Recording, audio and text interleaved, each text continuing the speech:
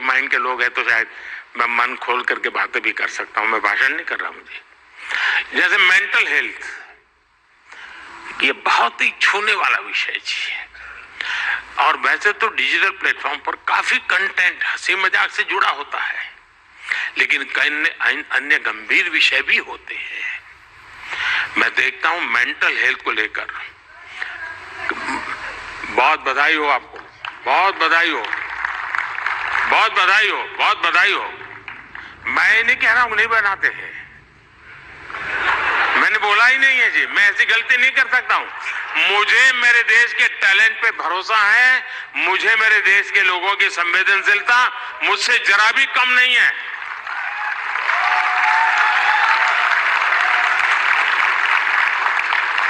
लेकिन ये ऐसे और जो लोग इस प्रकार से सोचते हैं वो ज्यादा क्रिएटिव है, ऐसा मैं कह सकता हूं, क्योंकि मेंटल हेल्थ को लेकर काफी क्रिएटर्स बहुत अच्छा काम कर भी रहे हैं, लेकिन अभी हमें इस पर और ज्यादा काम करने की जरूरत है। और हो सके तो लोकल लैंग्वेज, गांव के अंदर एक परिवार में अगर ऐसा बच्चा है, उनके लिए क्या हो सकता है, बड़े शहर में 5 स्टार दुनिया में तो होगा, क्योंकि उनकी जिंदगी में ये बहुत जरूरी है जी।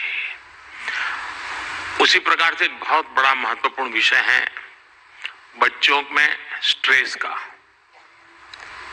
हमें पता नहीं होता है, पहले तो हमारा जॉइंट फैमिली होता था और बच्चे कभी दादी संभाल लेती थी, कभी दादा संभाल लेते थे, कभी नाना, कभी चाचा चाची, भाभी भाई।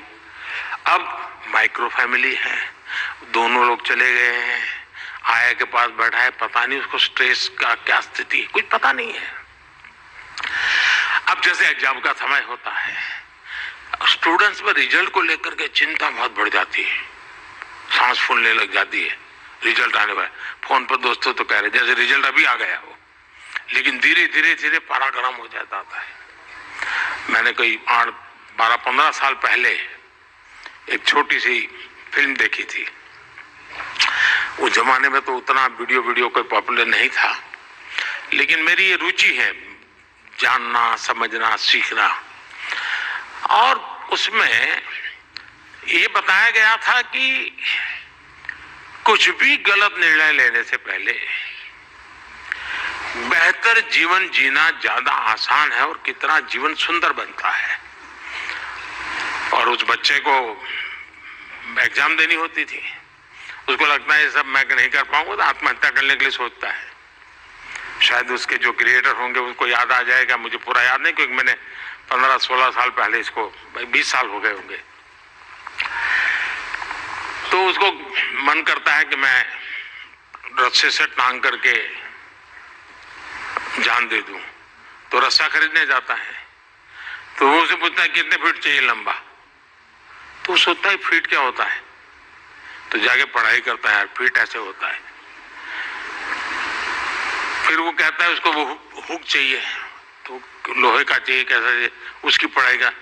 फिर उसके ध्यान में आता है यार मरने से ज्यादा तो पढ़ना सरल है।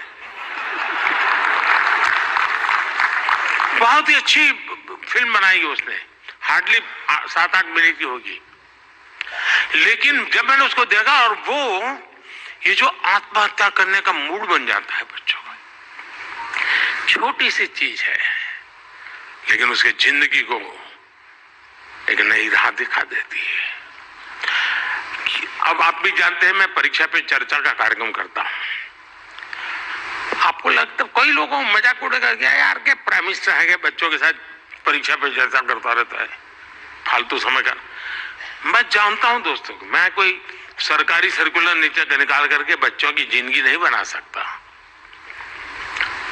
मुझे उनके साथ जुड़ना पड़ेगा, उनको जानना पड़ेगा, जी जान से जुटना पड़ेगा। और उस समय यानी बारिश के बाद अगर मैं खेत में काम करूं तो काम का है, परीक्षा के दिनों में उसकी बड़ी ताकत होती है। और इसलिए मैं हर साल रेगुलरली ये कार्यक्रम करता हूं, क्योंकि मेरे मन में यही होता है कि इन बच्चों के साथ में कुछ बातें करूं, खुल करके बातें करूं, हो सकता है किसी को एक आध चीज काम आ जाए। उनके मन को छू जाए, उनका हाथ पकड़े, उनकी हैंड होल्डिंग करे, उनके माँ बाप को लगे, टीचर को लगे। साथियों, ये सारे काम मैं तो रील बनाने के लिए समय नहीं निकाल सकता, तो मैं ऐसे काम कर लेता हूं, लेकिन आप तो वो भी कर सकते हैं जी। क्या हम ऐसा कंटेंट और ज्यादा बना सकते हैं जो यूथ में ड्रग्स के नेगेटिव इफेक्ट्स को लेकर अवेयरनेस लाए?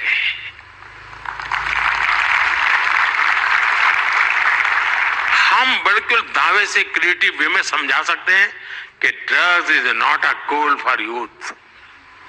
मन्ना क्या है यार, कूल हॉस्टल में बैठे हैं, कूल।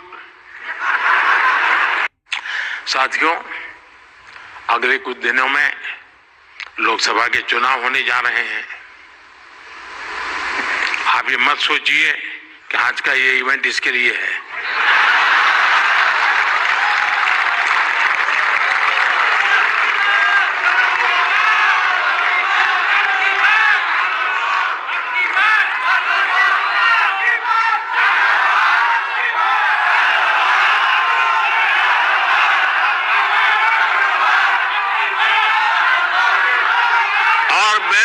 गारंटी देता हूं कि हो सका तो नेक्स्ट शिवरात्रि पर भी, या तो डेट कोई और हो सकती है, या ऐसा कार्यक्रम मैं ही करूंगा